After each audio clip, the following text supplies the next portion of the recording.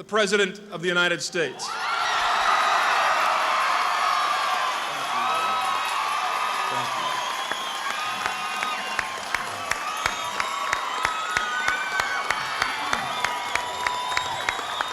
Thank you.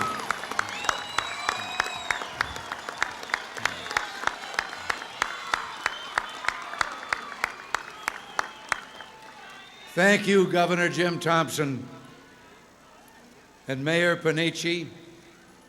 It's great to be here with your senior Senator Alan Dixon, with three of Illinois' finest representatives, your own George O'Brien, John Grotberg, Phil Crane, State Senator DeAngelis. I came to talk about tax fairness and simplification, but first I want to say a few words about a subject that I know is on all our minds: the outrage of international terrorism.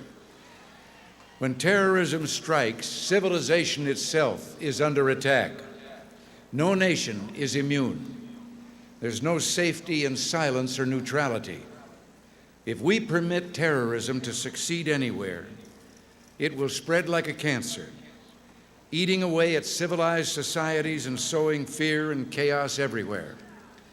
This barbarism is abhorrent, and all of those who support it, encourage it, and profit from it are abhorrent. They are barbarians.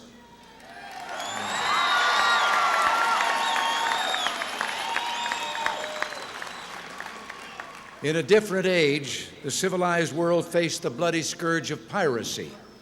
It was a long fight against a great but diffuse evil, but it was won in the end because civilized nations refused to succumb and missed no opportunity to stamp it out. The United States can be proud of the role that it played in that struggle, a role our Marines still sing about in the Marine anthem. In our time, it's terrorism that must be overcome. We cannot accept these repeated and vicious attacks against our nation and its citizens. Terrorists and those who support them must and will be held to account.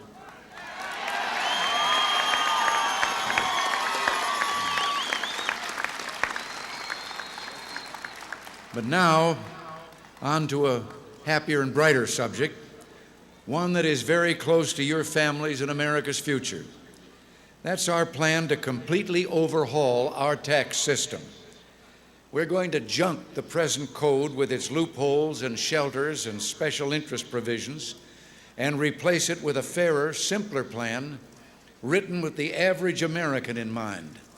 A plan that rewards hard work, supports our families, protects the old and the poor, and gives the U.S. economy a powerful boost ahead in world competition.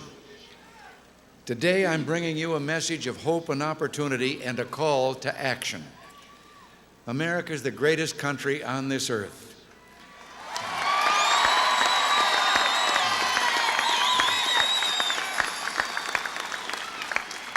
But our tax system is a disgrace. It is unworthy of us. Ours is a government of the people, but our tax code seems designed of, by, and for the tax lawyers. The time for excuses has passed. Let's turn the years of bitterness, frustration, and anger at paying unfair and wasteful taxes into a groundswell of support for change. I know some people are skeptical.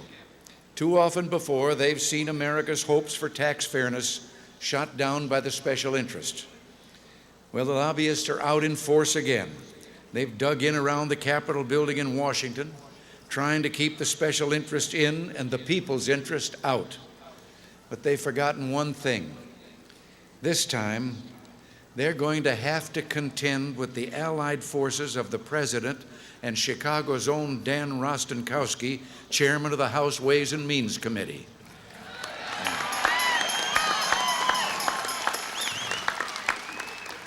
And if they think that things have been hot so far, Ron and Rusty have got news for them. You ain't seen nothing yet.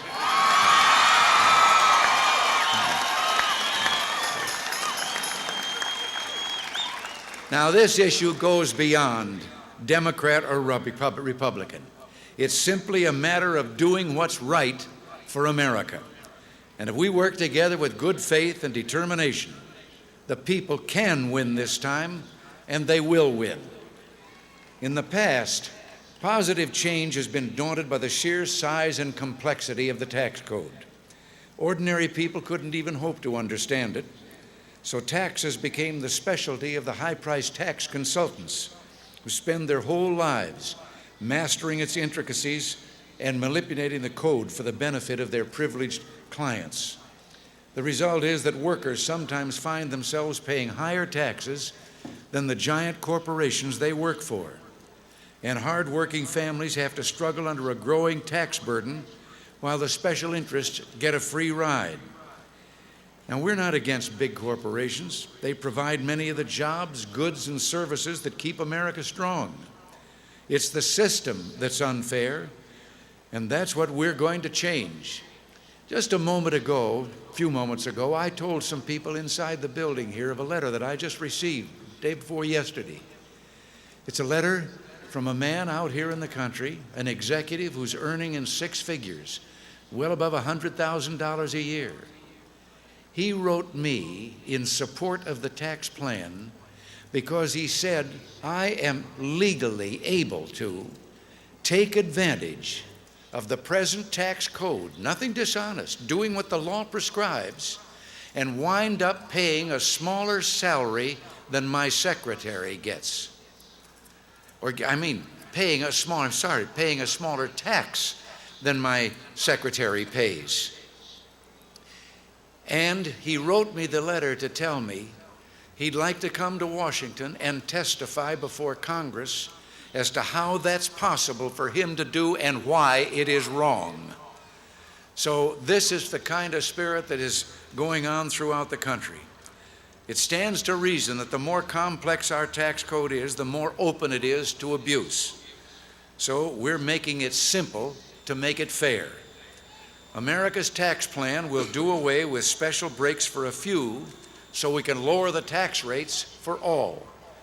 Our simpler three-bracket design will assure that no American pays 1 penny more than his fair share.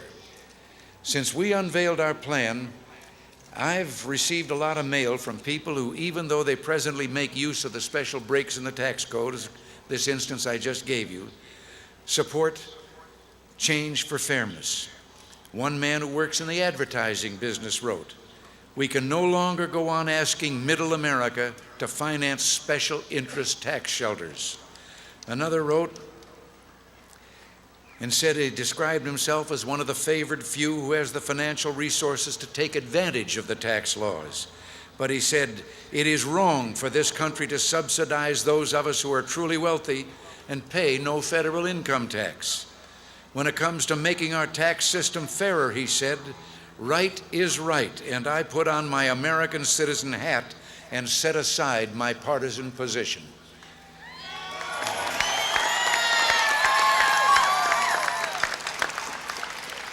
Well, right is right, and fair is fair, and it's time for all of us to put on our American citizen hats and do the right thing for America.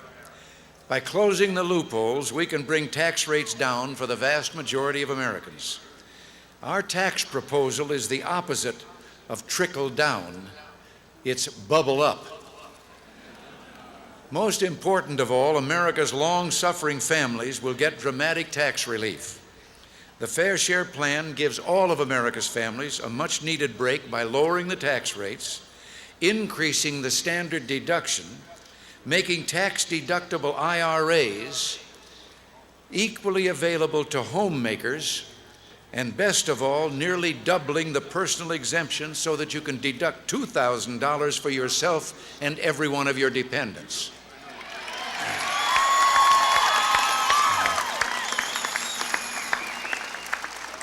And we propose indexing that so that if inflation continues to make that $2,000 not worth as much as it was when we started, we'll increase the $2,000 exemption.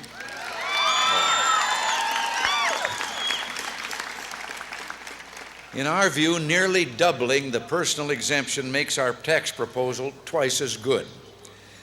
I've often said that those people who say there are no more heroes just don't know where to look.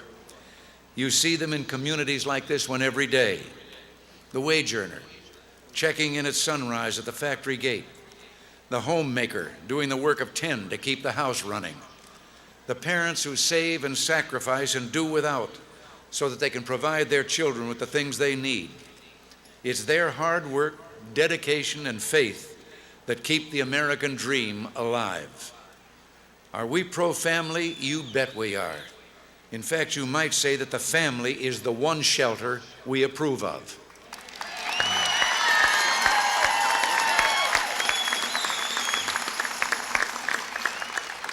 We're also completely exempting the low-income elderly from taxation. We think they've worked hard enough all their lives, and they shouldn't have to carry the IRS on their backs into retirement.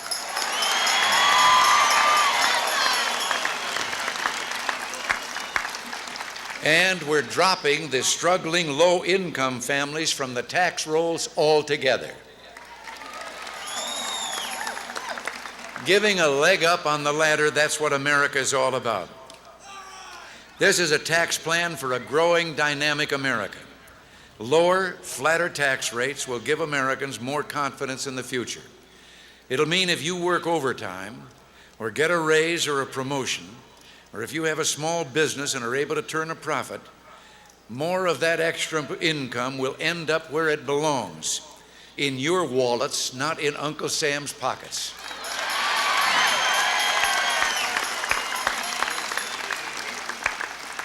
With lower personal and corporate rates and another capital gains tax cut, small and entrepreneurial businesses will take off. Americans will have an open field to test their dreams and challenge their imaginations. And the next decade will become known as the age of opportunity. American industry will benefit too, because the billions that are presently being squandered on the loopholes, things like jojoba bean shelters, racehorse write-offs, windmill farms, and luxury lunches for business executives, will be reinvested in the productive economy, where it'll build new factories and businesses, create new jobs, and finance the new inventions that will keep America #1 in the world market.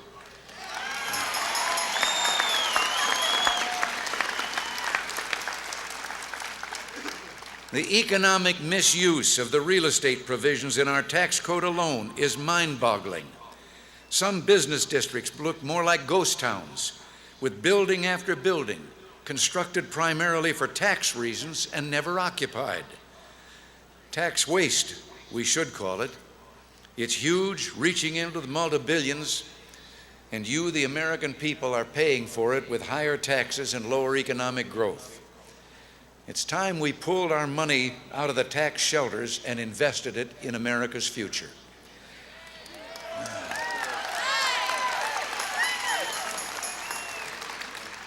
Now, you can get a feeling for how good our tax proposal will be for our economy. In the months since we announced it, the financial markets have been smiling, interest rates have been falling, the stock market has been rising to a new record, as a matter of fact, both signs of confidence in the future, and inflation still lies dormant. From that double-digit figure of a couple of years ago, it is down now to 3.7% for the last 12 months.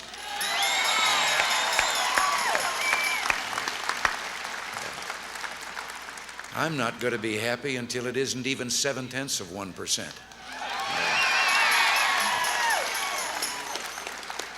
But in that time, we've also seen the special interests fire their first volley to shoot down America's fair share plan.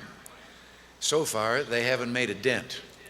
Our tax plan is strong and solid because it's fair, and we're going to make sure it stays that way. The opponents of our fair share plan have one strategy: to filibuster it to death, to delay, put off, procrastinate. They'll think of a million excuses for inaction. They'll study and debate, and meet in committee. They'll nibble at it all summer and then try to bury it deep in the bowels of the next session of Congress. But if we wait, if we let them delay, then we might as well kiss tax fairness goodbye. That's why we've got to set a date, a vote up or down on the Fair Share Plan this year in 1985.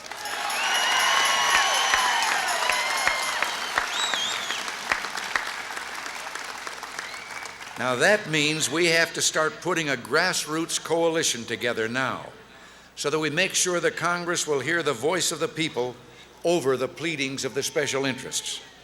We have to be ready to move out this fall with a people's crusade for our pro-family, pro-fairness, pro-future tax plan.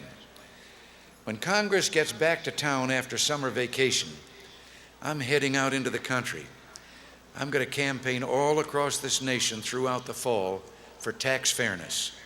We're going to take it to the people, and we're going to win one for America.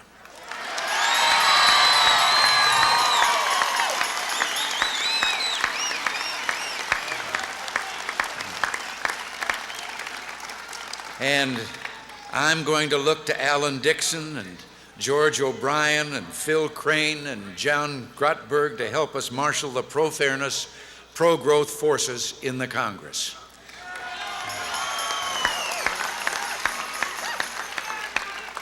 I didn't tell him I was going to say that. If we make the commitment now, if we can work together to get the fairness bill through the House and the Senate, we can do it by Thanksgiving. And we're going to keep this historic reform above politics so that it will truly be an American victory. And then when our nation comes together to celebrate Thanksgiving, we'll have something extra special to be thankful for.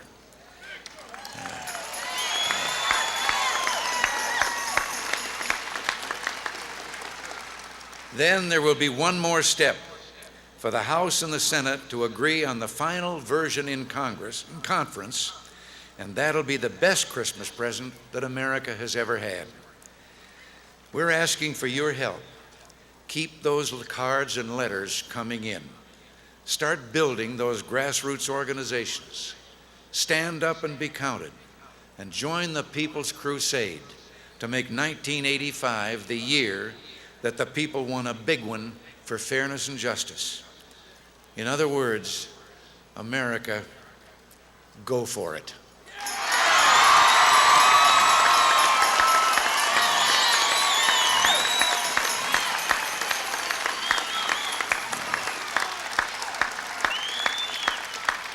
Thank you. This is my kind of town, and you're my kind of people. Dixon, Illinois isn't too far from here.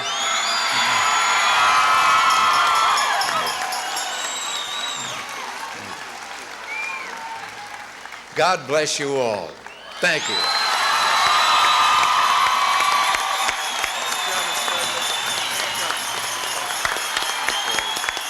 Very good, Mr. President. Real good. Thank you.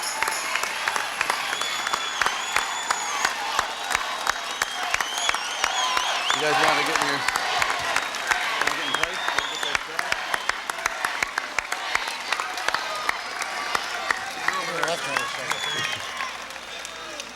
That's a tough act to follow.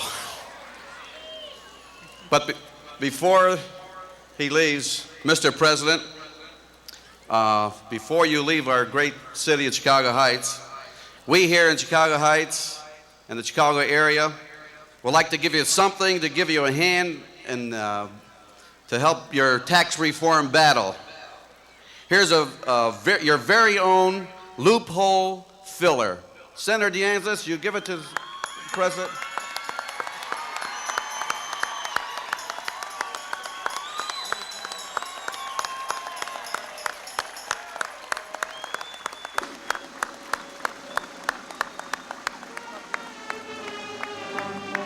I'll use this on Capitol Hill. I may even take it to the ranch with me. Thank you. How about if we get him back to Chicago Heights someday?